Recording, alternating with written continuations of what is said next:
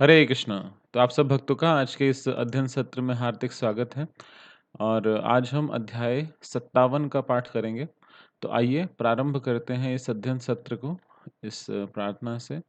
कृष्णा कृष्णा कृष्णा कृष्णा कृष्णा कृष्णा कृष्णा हे कृष्णा कृष्णा कृष्णा कृष्णा कृष्णा कृष्णा कृष्णा हे कृष्णा कृष्णा कृष्णा कृष्णा कृष्णा कृष्णा रक्षा माम् कृष्णा कृष्णा कृष्णा कृष्णा कृष्णा कृष्णा पाहि माम् राम राघव राम राघव राम राघव रक्षा माम्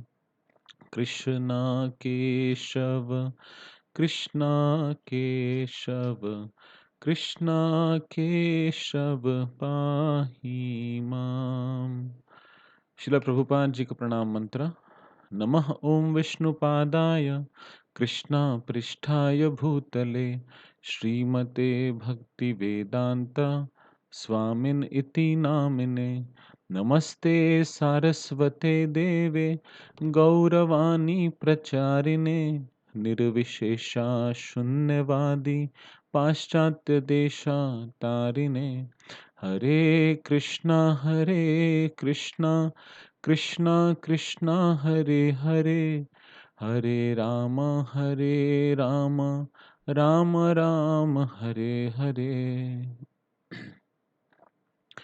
तो पिछले अध्याय में हमने पढ़ा था कि भगवान जामवंत जी से पूरा जो एपिसोड था सैमंतक मणि का कि राजा सत्यजीत के पास एक बहुत ही विचित्र और अद्भुत मणि थी जो उन्होंने सूर्य देव ने दी थी उन्हें, और बाद में वो उसकी पूजा करते थे या मंदिर में स्थापित करके। तो जो सत्यजीत का भाई था फिर उसकी हत्या हुई एक शेर के द्वारा। फिर शेर को जामवंत जी ने मारा और फिर भगवान के पर ये आरोप लगने लगे कि उन्होंने ये स्पसेन की हत्या कर दी है। तो फिर उस आरोप को से निवारण प्राप्त करने के लिए भगवान फिर खुद स्वयं गए द्वारका के कुछ मुख्य लोगों के साथ, और फिर जामवंत जी की गुफा में उनका 28 दिन तक युद्ध चला। और फिर जामवंत जी ने रियलाइज़ किया कि ये तो मेरे प्रभु हैं, तो उन्होंने फिर वो सैमंतक मणि और साथ में अपनी जो पुत्री थी जामवती उनको भगवान श्री कृष्ण के साथ उनका विवाह कराया और भगवान श्री कृष्ण वापस द्वारका आ गए। और जब वापस आए तो फिर सत्यजीत को रियलाइज़ हुआ कि उससे तो गलती हो गई, और फिर उसने भगवान से रिक्वेस्ट किया कि आप मेरी जो डॉटर है, मेरी बेटी सत्यभामा और साथ में सैमंतक मणि दोनों भगवान को अर्पित किए। तो भगवान ने बोला कि मणि आप रख लीजिए और आप इनको वापस जहाँ पे मंदिर में इनकी पूजा हो रही थी वहीं रख लीजिए। और सत्यभामा जी से भगवान ने विवाह कर लिया। तो सत्यभामा जी की जो और भगवान के साथ आगे लीला है उसको हम और आगे चलेंगे तो हम पढ़ते जाएंगे। तो आज के जो अध्याय है इसका शीर्षक है सत्राजीत एवं शतधन्व का उद्धार। तो प्रारंभ करते हैं। जब अक्रूर जी ने हस्तिनापुर की यात्रा की और वापस आकर श्री कृष्ण को पांडवों की दशा के विषय में जानकारी दी, उसके उपरांत और भी घटनाएं घटित हुईं। तो भगवान श्री कृष्ण ने अक्रूर जी को हस्तिनापुर भेजा था कि एक बार आप वहाँ पे जाके चेक करके आओ कि वहाँ पे क्या चल रहा है। हमने पिछले चैप्टर में पढ़ा, कुछ चैप्टर्स पहले पढ़ा था कि भगवान ने अक्रूर जी को भेजा था कि वहाँ पे जो हो रहा है आप मुझे एक बार चेक करके बताओ। तो पांडवों को लाख के बने हुए घर में स्थानांतरित कर दिया गया और बाद में उसमें आग लगा दी गई। सबने सोचा कि अपनी माता सहित पांडवों की मृत्यु हो गई। भगवान कृष्ण तथा बलराम जी के पास भी यह जानकारी भेज दी गई। तो हम सब जानते हैं कि जो लक्षाग्रह की इंसिडेंट हुआ था उसमें पांडव जो थे वो एक लाख के बने हुए घर में उनको कौरवों ने रखा था और बाद में उसमें आग लगा दी थी। तो यहाँ पर हम देखते हैं कि जो पांडव थे वो एक गुफ़ा के माध्यम से वहाँ से बचकर बाहर आ गए थे विदुर जी की हेल्प से। तो हम देखते हैं कि ये बात जब सबको पता लगी, किसी को ये अंदाज़ा नहीं था कि पांडव बच गए हैं। लेकिन भगवान श्री कृष्ण को भी ये जब इन्फॉर्मेशन मिली तो उन्होंने फिर अपनी सिंपैथी सहानुभूति शो करने के लिए फिर वो हस्तिनापुर आते हैं। परस्पर मंत्रणा करके अपने संबंधियों के प्रति सहानुभूति प्रदर्शित करने के लिए उन्होंने हस्तिनापुर जाने का निश्चय किया। श्री कृष्ण तथा बलराम जी को निश्चित रूप से ज्ञात था कि उस भयंकर अग्नि में पांडवों की मृत्यु नहीं हुई होगी। भगवान तो सबके हृदय में विद्यमान है, तो वो जानते थे कि मृत्यु तो नहीं हुई है, किंतु फिर भी वे अपने प्रियजनों की मृत्यु के शोक में सम्मिलित होने के लिए हस्तिनापुर जाना चाहते थे। हस्तिनापुर पहुंचने पर श्री कृष्ण और बलराम भीष्म देव से भेंट करने गए, क्योंकि वे कुरु वंश के प्रमुख थे। तो भगवान जब पहुंचे तो वहां पे सबसे पहले जो व्यक्ति वो मिले, वो सबसे पहले भीष्म देव से मिले, क्योंकि वो बस ग्रैंड सर सबके दादाजी थे वो। और तदनंतर उन्होंने विदुर, गांधारी तथा द्रोण से भेंट की। कुरु वंश के अन्य सदस्य दुखी नहीं थे, क्योंकि वे स्वयं चाहते थे कि पांडवों तथा उनकी माता की मृत्यु हो जाए। तो पूरी प्लानिंग कौरवों की थी, दुर्योधन और पार्टी की थी। किंतु भीष्म सहित परिवार के कुछ अन्य सदस्य इस घटना से वास्तव में अत्यधिक दुखी थे। वास्तविक स्थिति को प्रकट ना करते हुए श्री कृष्ण तथा बलराम जी ने उन्हीं के समान शोक व्यक्त किया। तो सबको ये बताया नहीं कि वो बच गए हैं, कोई वास्तविक स्थिति किसी को नहीं बताई, बस सबके साथ बैठ के उन्होंने वैसे ही शोक व्यक्त किया जैसे सब लोग व्यक्त कर रहे थे। जब श्री कृष्ण तथा बलराम जी द्वारका नगर से दूर थे, तब सत्राजीत ने सैमंतक मणि हरण करने का एक षड्यंत्र रचा गया। शतधनवा मुख्य षड्यंत्रकारी था, तो लीडर था उस पार्टी का जिसने ये जो कॉन्स्पिरेसी है षड्यंत्र रचा, किसको लिए? सैमंतक मणि को चुराने के लिए। अन्य राजाओं सहित शतधन व सत्राजीत की सुंदरी कन्या सत्यभामा से विवाह करना चाहता था। सत्राजीत ने विभिन्न राजाओं को यह वचन दिया था कि वह अपनी सुंदरी पुत्री का कन्यादान उन्हें करेगा। तो सत्राजीत जो सत्यभामा जी के फादर थे, काफी लोगों को कह रखा था कि अपनी बेटी का हाथ में आपके बेटे के हाथ में दूंगा। राजाओं को को वचन दे रखा था। और ये शतधन्वा जो था ये भी राजकुमारी सत्यभामा इतनी अद्भुत सुंदरी थी, तो ये भी विवाह करना चाहता था उनसे। और किंतु बाद में निर्णय परिवर्तित हो गया। तो शतरंज रियलाइज हुआ कि मेरे से मिस्टेक हुई है, तो उसने फिर सैमंतक मणि के साथ बेटी भी ऑफर कर दी। तो पूरा डिसीजन चेंज हो गया और सैमंतक मणि सहित सत्यभामा श्री कृष्ण को समर्पित कर दी गई। अपनी पुत्री के साथ मणि विधान करने की सत्यजीत की कोई इच्छा नहीं थी। श्री कृष्ण को उसकी मानसिक स्थिति का ज्ञान था, अतएव उन्होंने उसकी पुत्री को स्वीकार कर लिया, किंतु मणि लौटा दी।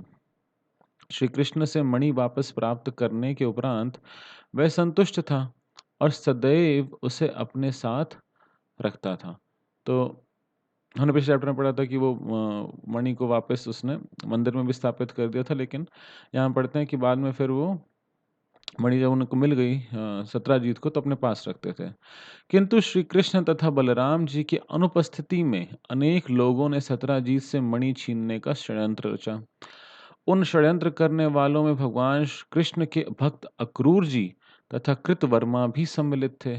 तो ये बहुत एक विचित्र बात है कि अक्रूर जी तो परम भक्त हैं, और भगवान हमने पिछले चैप्टर में पढ़ा भी है। और एक और यहाँ पे जिनका नाम आता है वो है कृतवर्मा।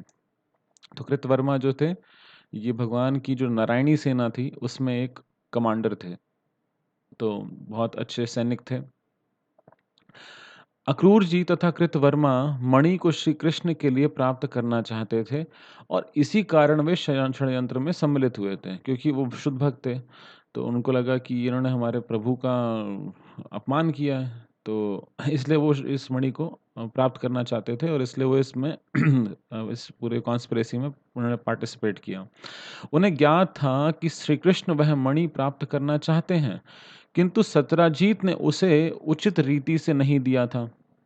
अन्य लोग षड्यंत्र में इसीलिए सम्मिलित हुए क्योंकि वे सत्यभामा का हाथ ना मिलने के कारण निराश थे। तो अक्रूर जी और कृतवर्मा तो इसलिए आए थे क्योंकि भगवान श्री कृष्ण का अपमान हुआ, प्रॉपर्ली उनको मणि नहीं दी गई, वो चाहते थे। और बाकी जो पार्टी थी वो कौन लोग थे? शतधन्वा जैसे लोग, जो सत्यभामा के साथ विवाह करना चाहते थे, लेकिन विवाह उनका हुआ नहीं, तो वो इस कॉन्स्पिरेसी में पार्टिसिपेट करने लगे। उनमें से कुछ लोगों ने सत्यजीत का वध करके मणि हर लेने के लिए शतधन्वा को उकसाया। तो कॉन्स्पिरेसी में पार्ट लिया, लेकिन जो सबसे मेन कॉन्स्पिरेटर था वो शतधन्वा, तो उन्होंने क्या बोला कि जा भाई तू उसका वध कर दे और मणि चुरा के ले आ। तो साधारणतया ये प्रश्न उठाया जाता है कि अक्रूर जी जैसे महान भक्त इस षड्यंत्र में क्यों सम्मिलित हुए? यद्यपि कृतवर्मा भगवान के भक्त थे, तो भी वे क्यों षड्यंत्र में सम्मिलित हुए? तो जीव गोस्वामी तथा उन जैसे अन्य महाजनों ने उत्तर दिया है कि यद्यपि अक्रूर जी महान भक्त थे, तथापि वृंदावन के निवासियों ने उन्हें शाप दिया था।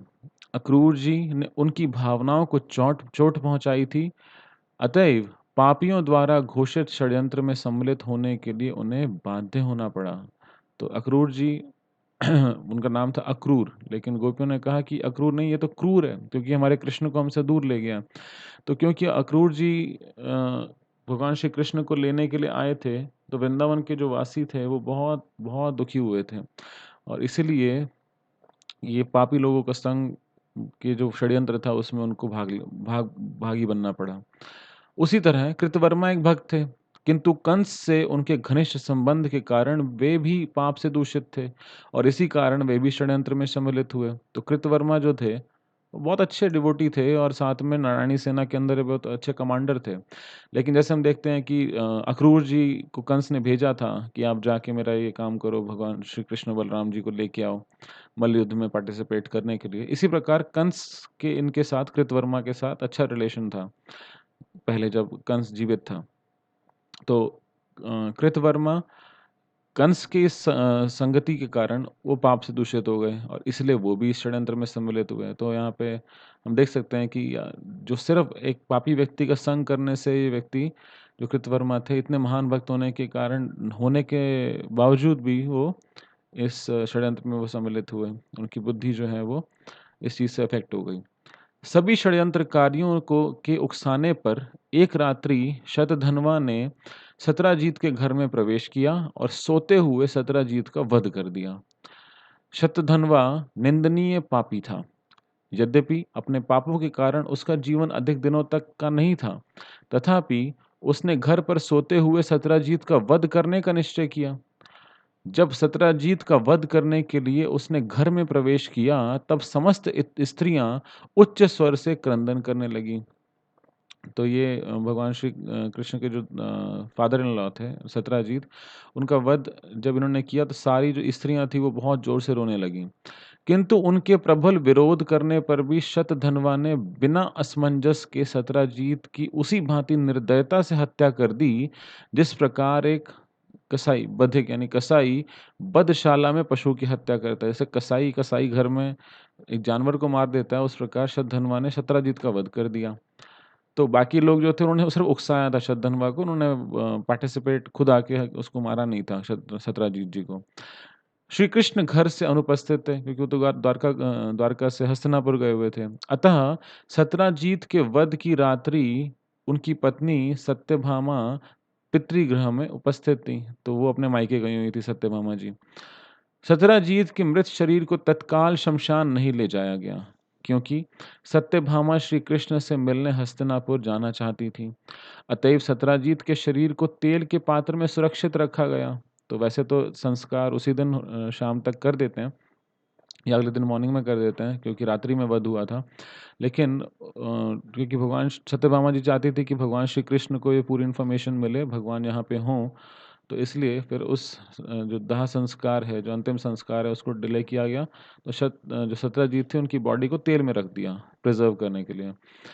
अतएव सत्राजीत के शरीर को तेल के पात्र में सुरक्षित रखा गया, जिससे श्री कृष्ण आकर सत्राजीत के मृत शरीर को देख सकें और शतधन्वा के विरुद्ध उचित कार्रवाई करें। सत्यभामा ने अपने पिता की भयंकर मृत्यु के विषय में श्री कृष्ण को जानकारी देने के लिए तत्काल हस्तिनापुर के लिए प्रस्थान किया। तो मैसेंजर नहीं भेजा, खुद गई स्वयं बताने के लिए कि मेरे पिता की इस प्रकार से मृत्यु हो गई है। जब सत्यभामा ने श्री कृष्ण को उनके श्वशुर की मृत्यु की विषय में सूचित किया, तब वे सामान्य मानव के समान विलाप करने लगे। तो भगवान बिल्कुल एक नॉर्मल व्यक्ति की तरह रोने लगे। फिर उनका गहन दुःख एक अद्भुत वस्तु है। कर्म और कर्म के फल से भगवान श्री कृष्ण का कोई प्रयोजन नहीं है, किंतु वे एक मानव का अभिनय कर रहे थे। अतएव उन्होंने सत्यभामा के पिता की मृत्यु पर अपनी पूर्ण सहानुभूति अभिव्यक्त की। अपने ससुर की मृत्यु के विषय में सुनकर उनके नयन अश्रुओं से पूर्ण हो गए। वे इस प्रकार विलाप करने लगे, ओह! कितनी दुखद घटना हो गई। इस प्रकार अपनी पत्नी सत्यभामा सहित श्री कृष्ण तथा बलराम जी तत्काल द्वारका लौट आए और शतधन्वा का वध करने तथा मणि को हर लेने की योजना बनाने लगे। तो अब भगवान वापस द्वारका आए और इन्होंने फिर ये पूरी योजना बनाई कि कैसे अब शतधन्वा को मारना है और जो मणि है वो वापस लेकर आनी है। यद्यपि शतधन्वा नगर का एक शक्तिशाली व्यक्ति था, तथापि वह श्री कृष्ण से अत्यधिक भयभीत था। तो वो था लोकल गैंगस्टर था वो द्वारका का, लेकिन भगवान से बहुत डरता था। इस प्रकार श्री कृष्ण के आगमन से उसके भय में और वृद्धि हो गई। तो भगवान वापस आए तो वो और डर गया। अपने वध की श्री कृष्ण की योजना को समझकर वह तत्काल कृतवर्मा का आश्रय लेने गया। तो कृतवर्मा भगवान के भक्त हैं, उनके पास गया कि मुझे बचा लो। किंतु जब उसने कृतवर्मा से आश्रय देने की प्रार्थना की, तब उन्होंने कहा, मैं श्री कृष्ण तथा बलराम जी को कभी भी अप्रसन्न नहीं कर सकूंगा, क्योंकि वे सामान्य व्यक्ति नहीं है, वे श्री भगवान हैं। जिसने श्री कृष्ण तथा बलराम जी के प्रति अपराध किया हो, मृत्यु से उसकी रक्षा कौन कर सकता है? उनके क्रोध से किसी की रक्षा नहीं की जा सकती। हमने जैसे पिछले चैप्टर में पढ़ा था, राखे कृष्णा मारे के और मारे कृष्णा राखे के। तो जब प्रद्युम्न की स्टोरी में हमने पढ़ा था, जिसको भगवान बचाना चाहे उसको कोई नहीं मार सकता, और जिसको भगवान मारना चाहे उसको कोई नहीं बचा सकता है। तो आगे भी हम इस चीज़ को देखेंगे। आगे जब भौमासुर, बाणासुर, ये जो असुर हैं, ये भी बहुत सारे देवी देवताओं के बहुत स्ट्रांग पुजारी थे। लेकिन जैसे उनके पास गए तो उन्होंने बिल्कुल साफ-साफ मना कर दिया कि भई ये भगवान से पंगा लिया तुमने, हम कुछ नहीं कर सकते। तो कृतवर्मा ने आगे कहा कि यद्यपि कंस शक्तिशाली था तथा अनेक असुर उसके सहायक थे, तथापि श्री कृष्ण के कोप से उसकी रक्षा नहीं हो सकी। जरासंध के विषय में क्या कहें, जिसे श्री कृष्ण ने 18 बार पराजित किया था और प्रत्येक बार उसे युद्ध से निराश लौटना पड़ा था। तो कृतवर्मा बहुत क्लियर थे कि भाई देखो, मैं आपकी हेल्प नहीं कर सकता। बड़े-बड़े लोग, जरासंध तो 17 बार 18 बार हराया भगवान ने, तो आप क्या, मैं तो कुछ भी नहीं कर पाऊँगा। भगवान परम भगवान है, तो हम कुछ नहीं कर सकते। जब कृतवर्मा ने सहायता करना अस्वीकार कर दिया, तब शतधन्वा अक्रूर जी के पास गया और उनसे सहायता की याचना की। अक्रूर जी ने भी उत्तर दिया, श्री कृष्ण तथा बलराम जी दोनों ही स्वयं भगवान हैं, और जिसे भी उनकी असीम शक्ति का ज्ञान है, वह कभी उन्हें अप्रसन्न करने अथवा उनसे युद्ध करने का साहस नहीं करेगा। तो अक्रूर जी ने मना कर दिया कि वो भगवान है, मैं तो पंगा बिल्कुल नहीं पाना। तो उन्होंने शतधन्वा को आगे सूचित किया, श्री कृष्ण और बलराम जी इतने शक्तिशाली हैं कि इच्छा मात्र से वे समस्त सृष्टि की रचना कर रहे हैं, उसका पालन और संहार कर रहे हैं। यद्यपि समस्त सृष्टि पूर्ण रूपेण श्री कृष्ण के नियंत्रण में है, तथापि दुर्भाग्यवश जो व्यक्ति भ्रम से भ्रमित हो गए हैं, वे उनकी शक्ति को नहीं समझ सकते। तो अक्रूर जी ने बिल्कुल क्लियर बता दिया कि भगवान तो सिर्फ सोच लेते हैं अगर, तो सृष्टि की रचना हो रही है। इच्छा करने से सृष्टि की संरचना हो रही है, संहार हो रहा है और पालन हो रहा है। तो ऐसे व्यक्ति के साथ तुम क्या लड़ोगे और क्या कर पाओगे? कोई नहीं बचा पाएगा तुम्हें।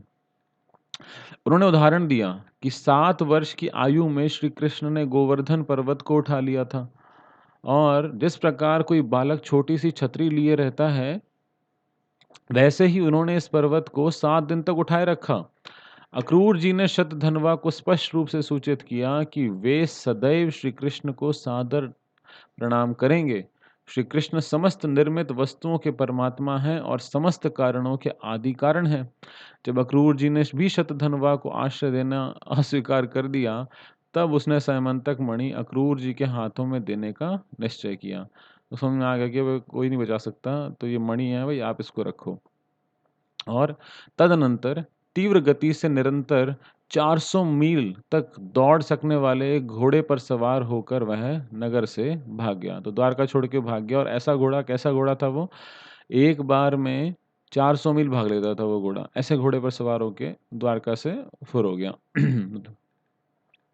जब श्री कृष्ण और बलराम जी को शतधन्वा के पलायन की जानकारी दी गई, तब वे गरुड़ के चित्र से अंकित ध्वज वाले अपने रथ पर सवार हो गए और तत्काल उसका पीछा किया। श्री कृष्ण शतधन्वा से विशेष रूप से क्रुद्ध थे और उसका वध करना चाहते थे, क्योंकि उसने एक श्रेष्ठ पुरुष पुरुष सत्राजीत का वध किया था।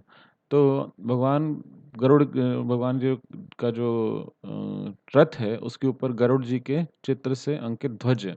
तो भगवान अपने रथ पे सवार होके शतधन्वा के पीछे चले गए और बलराम जी भी साथ थे। श्री कृष्ण बलराम जी दोनों साथ थे और फिर उन्होंने विशेष रूप से भगवान गुस्सा इसलिए भी थे क्योंकि उन्होंने एक सुपीरियर पर्सनैलिटी, एक श्रेष्ठ पुरुष का वध किया था। सत्राजीत श्री कृष्ण के ससुर थे और शास्त्रों का आदेश है कि जो कोई भी गुरुजनों के प्रति द्रोह करता है, अर्थात गुरुद्रोही व्यक्ति को उसके अपराध के अनुरूप अवश्य ही दंड देना चाहिए। तो शतधन्वा ने श्री कृष्ण के ससुर का वध किया था, अतएव श्री कृष्ण ने किसी भी भांति उसका वध करने का दृढ़ निश्चय किया था। तो अगर कोई सुपीरियर व्यक्ति का जैसा उसके साथ अपमान या बुरा व्यवहार करेगा, उससे उसी प्रपोर्शन में यानी कि उसे अ, उसी के अनुरूप उसको दंड मिलता है। तो अब उसने शतधन्वा ने सत्यजीत की वध किया था, तो भगवान उसका वध ही करना चाहते थे। शतधन्वा का अश्व हाँफ उठा और मिथिला में एक उपवन के समीप मर गया। तो घोड़ा तो बहुत अच्छा था, 400 मील एक बार में भाग लेता था, लेकिन अब इतना भगाया उसको कि वो मिथिला के पास एक जो वन था, वहाँ पे जाके मर गया। घोड़े की सहायता ना मिलने से शतधन्वा तीव्र गति से दौड़ने लगा। शतधन्वा के प्रति न्याय उचित व्यवहार करने के लिए श्री कृष्ण तथा बलराम जी भी रथ से उतर गए और पैदल ही शतधन्वा का पीछा करने लगे। तो अभी तक तो वो घोड़े पे था और भगवान श्री कृष्ण बलराम जी रथ पे थे। जब वो घोड़े से उतर गया यानी कि घोड़ा मर गया, तो वो पैदल भागने लगा। तो भगवान श्री कृष्ण बराबरी की लड़ाई, जो क्षत्रियों के अंदर ये बहुत गुण होता है कि बराबर की लड़ाई, तुम्हारे हाथ में एक तलवार होनी चाहिए, मेरे हाथ में एक तलवार होनी चाहिए। निहत्थे पे वार नहीं करेंगे, पीठ पे वार नहीं करेंगे। तो भगवान श्री कृष्ण भी और बलराम जी भी पैदल फिर चलने लगे। तो जब शतधन्वा तथा श्री कृष्ण दोनों ही पैदल भाग रहे थे, तभी श्री कृष्ण ने अपने चक्र से शतधन्वा का शीश काट दिया। शतधन्वा का वध होने के पश्चात श्री कृष्ण ने उसके वस्त्रों में सैमंतक मणि ढूंढी, किंतु मणि उन्हें नहीं मिली। तो अब शतधन्वा का वध हो गया, भगवान ढूंढ रहे हैं कि मणि कहाँ है, लेकिन मणि तो उसके कपड़ों में थी नहीं, ना उस पॉकेट्स में नहीं थी। जब तब वे बलराम जी के समीप लौट गए और कहा, हमने इस व्यक्ति का व्यर्थ ही वध किया, क्योंकि मणि उसके पास नहीं मिली। श्री बलराम ने सुझाव दिया, हो सकता है कि मणि द्वारका में किसी और व्यक्ति के संरक्षण में रखी गई हो, अतएव यही श्रेष्ठ होगा कि तुम द्वारका लौट जाओ और मणि को ढूंढ निकालो। श्री बलराम ने कुछ दिन तक मिथिला नगर में रहने की इच्छा व्यक्त की, क्योंकि मिथिला के राजा उनके घनिष्ठ मित्र थे। तो अब ये जहाँ पहुँचे थे, जो शतधन्वा को जो मारा था, वो मिथिला मिथिला राज्य में आता था। तो बलराम जी ने कहा कि मैं थोड़े दिन यहाँ पे मिथिला के जो राजा हैं जनक जी, उनसे मैं मिल के आऊँगा, तो आप द्वारका लौट जाओ और वहीं पे किसी के पास पक्का रखी होगी। अतएव श्री कृष्ण द्वारका लौट गए और बलराम जी ने मिथिला नगर के लिए प्रस्थान किया। जब मिथिला के राजा ने अपने नगर में श्री बलराम का आगमन सुना, तो वे अत्यंत प्रसन्न हो गए और अत्यधिक आदर सत्कार पूर्वक उन्होंने भगवान का स्वागत किया। बलराम जी को प्रसन्न करने के लिए उन्होंने उन्हें अनेक मूल्यवान उपहार अर्पित किए। इस समय मिथिला के राजा महान जनक के सम्मानित अतिथि के रूप में बलराम जी ने अनेक वर्षों तक नगर में निवास किया। तो मिथिला मिथिला के जो राजा थे, उनका नाम था वो थे महाराज जनक। तो एक्चुअली में अगर हम रियलिटी देखें, तो अब ये जो घटना है, ये तो द्वापर वो युग का ऑलमोस्ट एंड है अभी। और इनका नाम भी महाराज जनक है। और हम देखते हैं कि जब भगवान राम जी वहाँ गए थे, तब भी वहाँ पे महाराज जनक थे। तो जनक एक्चुअली में एक नाम नहीं है, बल्कि ये एक पोजीशन है। एक एक उपाधि है। तो जो भगवान श्री राम के समय पे जो जनक थे यानी कि राजा थे, उनका नाम था शीरध्वज। तो जनक जो है वो एक उपाधि है, वो उनका नाम नहीं है। तो ये नेक्स्ट कोई और जो भी उनके डिसेंडेंट थे या उनकी लीनिएज में आ रहे थे, तो वो राजा जनक हैं। ओके, तो तो बलराम जी ने वहाँ पे काफ़ी टाइम तक, वर्षों तक नगर में निवास किया, क्योंकि उनको बहुत अच्छे मित्र थे, तो वहीं उन्होंने काफ़ी टाइम उनके साथ रहे। इसी अवधि में धृतराष्ट्र के ज्येष्ठ पुत्र दुर्योधन को अवसर प्राप्त हुआ और उसने बलराम जी के पास आकर उनसे गदा युद्ध की कला की शिक्षा प्राप्त की। और यही टाइम था जब भगवान बलराम जी से किसने आके सीखा ये गदा वाला युद्ध करना? दुर्योधन ने। तो दुर्योधन के जिन्होंने गदा सिखाई वो बलराम जी ने सिखाई, और इस समय पे सिखाई जब वो मिथिला में रहते थे। शतधन्वा का वध करने के पश्चात श्री कृष्ण द्वारका लौट गए और अपनी पत्नी सत्यभामा को प्रसन्न करने के लिए उन्होंने उनके पिता के हत्यारे शतधन्वा की मृत्यु की जानकारी दी। किंतु उन्होंने सत्यभामा को यह भी बताया कि मणि उसके पास नहीं मिली। तदनंतर धार्मिक विधि विधानों के अनुसार सत्यभामा सहित श्री कृष्ण ने अपने ससुर की मृत्यु के सम्मान में अनेक प्रकार के संस्कार संपन्न किए। तो वापस आए, सबको बताया कि शतधन्व को, सत्यभामा जी को स्पेसिफिकली बताया कि मैंने उसका वध कर दिया, और लेकिन मणि उसके पास नहीं है। तो फिर वो जो भी लास्ट के रिचुअल्स होते हैं, जो पूरा संस्कार होते हैं, तो वो सारे संपन्न किए। उस संस्कार में परिवार के सभी मित्र और संबंधी सम्मिलित हुए। सत्यजीत के वध के षड्यंत्र के प्रमुख सदस्य अक्रूर जी तथा कृतवर्मा थे, और उन्होंने ही शतधन्वा को उसके वध के लिए प्रेरणा दी थी। तो उकसाया पूरी पार्टी ने था, तो उस पार्टी में कृतवर्मा और अक्रूर जी भी थे। किंतु जब उन्हें श्री कृष्ण के हाथों शतधन्वा के वध की जानकारी प्राप्त हुई और जब उन्होंने सुना कि श्री कृष्ण द्वारका लौट आए हैं, तब दोनों ने तत्काल द्वारका त्याग दिया। तो उनको पता था कि अब भगवान वापस आ गए हैं और शतधन्वा का वध हो गया है। तो वो दोनों, कृतवर्मा और अक्रूर जी, दोनों द्वारका से चले गए। नगर से अक्रूर जी के अनुपस्थित होने के कारण द्वारका के नागरिकों को आशंका होने लगी कि अब महामारी फैलेगी और प्राकृतिक प्रकोप होंगे। यह एक प्रकार का अंधविश्वास था, क्योंकि जब भगवान श्री कृष्ण उपस्थित हों तो महामारी, दुर्भिक्ष अथवा प्राकृतिक उपद्रव नहीं हो सकते। तो अब अक्रूर जी जब द्वारका छोड़ के चले गए, तो एक अंधविश्वास था लोगों के अंदर। हम आगे पढ़ेंगे, अभी इसी चैप्टर में ही पढ़ेंगे कि क्यों था ऐसा, कि महामारी फैल जाएगी और नेचुरल डिस्टर्बेंसेस, साइक्लोन्स और अर्थक्वेक से सब आएंगे। तो सब लोग के अंदर ऐसा भ्रांति थी कि अक्रूर जी जहाँ रहेंगे तो वहाँ पे ये सब नहीं रहता, अक्रूर जी चले जाएंगे तो ये सब प्रॉब्लम्स आएंगी। किंतु अक्रूर जी की अनुपस्थिति में द्वारका में कुछ उपद्रव हुए। एक बार वाराणसी की सीमा में काशी के प्रदेश में भयानक सूखा पड़ा और एकदम वर्षा नहीं हुई। उस समय काशी के राजा ने गांधिनी नामक अपनी पुत्री का विवाह अक्रूर जी के पिता शफल्क से के साथ निश्चित किया। तो हमने आगे पीछे भी पढ़ा था कि उनकी माता का नाम था गांधिनी और उनके पिताजी का नाम था शफल्का। तो काशी की ये जो घटना है कि वहाँ पे बिल्कुल सूखा पड़ा हुआ था, और फिर जो काशी के राजा थे उन्होंने अपनी पुत्री गांधिनी का विवाह शफल्क के साथ किया। काशी के राजा ने एक ज्योतिषी की सलाह पर ऐसा किया था। वास्तव में ऐसा हुआ कि शफल्क के साथ राजकन्या का विवाह होने के पश्चात उस प्रदेश में पर्याप्त वर्षा हुई। तो ये शादी जो विवाह हुआ, तो उसके बाद वहाँ पे बहुत अच्छी वर्षा हुई। शफल्क की इस शक्ति के कारण उनके पुत्र अक्रूर जी भी उन्हीं के समान शक्तिशाली समझे जाते थे। लोगों को ऐसा विश्वास था कि जहाँ कहीं भी अक्रूर जी अथवा उनके पिता रहेंगे, वहाँ पर अकाल अथवा सूखा आदि कोई भी प्राकृतिक उपद्रव नहीं होंगे। तो जब ये इंसिडेंट हुआ कि वहाँ पे वर्षा हुई, तो सब लोग ये मानने लगे कि जो शफल्क हैं या फिर अक्रूर, उनके बेटे, जहाँ भी रहेंगे वहाँ पे ये सारे उपद्रव नहीं होंगे। जहाँ पर अकाल, महामारी अथवा अत्यधिक शीत अथवा गर्मी नहीं होती है, और जहाँ प्रजा मानसिक, आध्यात्मिक तथा शारीरिक रूप से सुखी समझी जाती है, वहाँ जैसे ही कोई उपद्रव होता है, लोग उसका कारण नगर से किसी मांगलिक व्यक्ति की अनुपस्थिति को समझते हैं। तो जहाँ पे सब लोग बहुत सकुशल हैं, एकदम से वहाँ पे कोई प्रॉब्लम्स आने लग जाएँ, तो लोग समझते हैं कि यहाँ से कोई बहुत अच्छा व्यक्ति या बहुत ऑस्पिशियस व्यक्ति यहाँ से चला गया है और ऐसी बातें होने लगी कि अक्रूर जी चले गए हैं, तो अब यहाँ प्रॉब्लम्स आने लगेंगी। अतएव एक जनश्रुति फैली हुई थी, जनश्रुति मतलब एक अफ़वाह फैली हुई थी या आपस में लोगों की मतलब बात चल रही थी ऐसी कि अक्रूर जी की अनुपस्थिति के कारण अशुभ घटनाएँ हो रही हैं।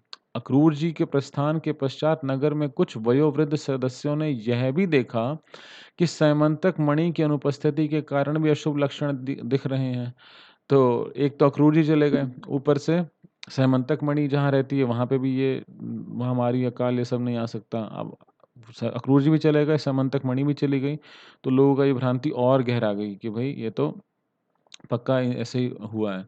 जब भगवान श्री कृष्ण ने लोगों की फैलाई हुई ये जनश्रुति सुनी, तब उन्होंने काशी राज्य से अक्रूर जी को बुलवाने का निश्चय किया। तो भगवान ने जब पता लगा कि ये सब चल रहा है पूरे राज्य में, अफ़वाह फैली हुई है, तो अक्रूर जी को काशी से बुलवा लिया।